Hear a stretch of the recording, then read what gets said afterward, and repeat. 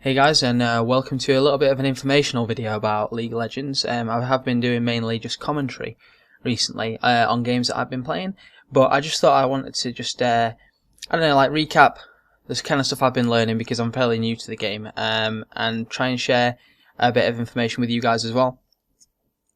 So I've been playing LoL quite a bit and picking up a bit more of the intricacies of the gameplay and really what it takes to win and to be a better player.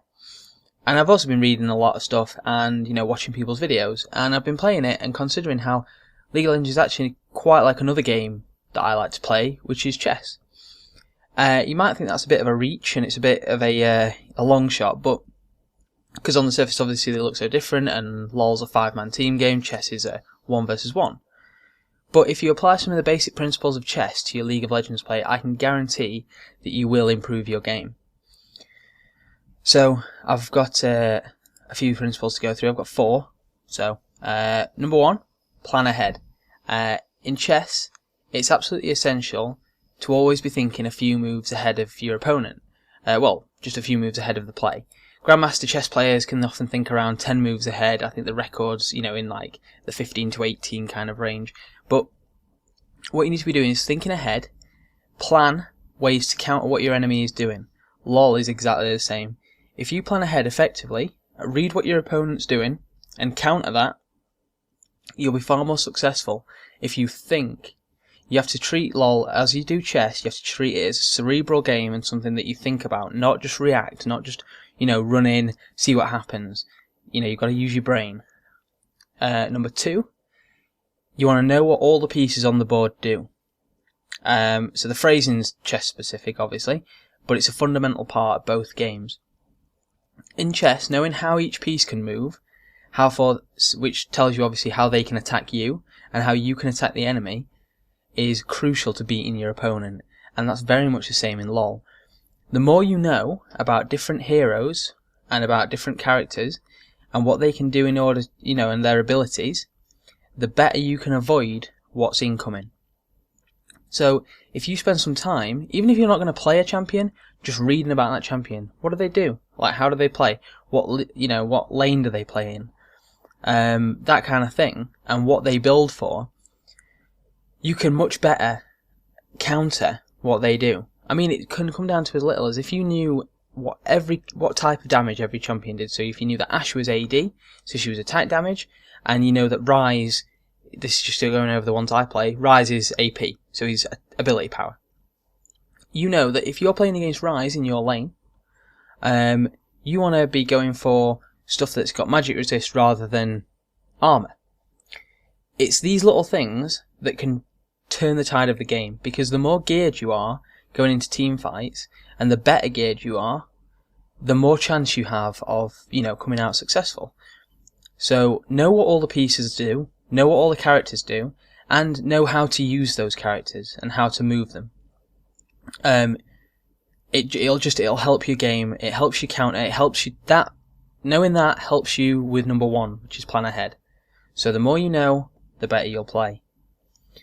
Number 3, and this is always good in any game, to be honest, but certainly in LoL, is to assume that your opponent is cleverer than you. Assume that they know more than you do. And it can be difficult because sometimes you get caught up in the moment and you think you're better, but you need to assume that if they're playing badly, what they're trying to do is lure you into something. Assume that they have a trick up their sleeve and they're trying to lure you into a trap. If they're running away into the bush as you're trying to kill them and finish them off, don't assume that that's blind panic. You have to look at that and assume what they're doing is leading you to the jungler so you can get an easy kill. And just don't make the mistake of underestimating your opponent. Give your opponent some credit and just assume that they're smarter than you and that they know more about the game. And even if you're playing against people a lot lower than you, you just need to always think of them as smarter and more aware than you, and assume that they're leading you into a trap. The next one is, again, this is chess specific, but don't lose a piece unless it's part of the plan. What I mean by that in a League of Legends sense is don't die chasing after kills. Don't follow those blind alleys. Because it doesn't matter if you get a kill and they then kill you. because that leaves both teams in roughly the same position. And remember, it's a team game. So you might get that kill. You might be a little bit higher level for that. You might get a bit more gold.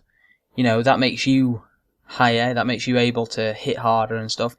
But it also leaves the champion that killed you in the same position, which puts your team at a disadvantage. If you die, you're out of the game for a long time. It's not like dying in FPS games. You know, you don't just respawn. It actually really impacts your team if you die. And you're out of the game for a long time, you lose gold because of that, you lose experience because of that. Rather than chasing that kill shot, you are better off backing off and just killing creeps in your lane than dying and spending all that time dead and not doing anything. So, these are just general principles I've picked up since I started playing, and they are more about your attitude to the game than about your skill level. I don't think you need to have lightning reflexes or be a veteran of LoL to apply these tips to your game and see a massive improvement. You've just got to remember to think about what you're doing and approach the game more like chess than an FPS, and that was an unintentional rhyme. In the chess community, good sportsmanship is also valued. And this should be something you try and get into the LoL community. Be gracious in your defeat as well as in victory. If you're losing, either fight to the end or surrender. Don't ruin the game for other people just because you think that they've played badly. Don't start shouting at people and telling people how terrible they are. Be constructive. That doesn't have much effect on the level of, that you play the game at, but I guarantee if you are a decent member of the community and you try and cooperate with people and bring teamwork into the game, you will win more games. That is, I will guarantee that. If your attitude is better, you will win more games. And I would promise that. But yeah, just play LoL. Come at it from a frame of mind like you would chess. A thoughtful frame of mind. And really think about your actions and just have fun, but, don't play it like an FPS. You need to really adjust your attitude for the game. If this has been at all helpful, feel free to leave a comment, and hopefully this will generate a bit of lively discussion among LoL players, and you guys can share some tips on what you think is a good way to improve as a player, especially when it comes down to your attitude. Thanks very much for listening to me ramble on, and I will see you next time in another LoL video.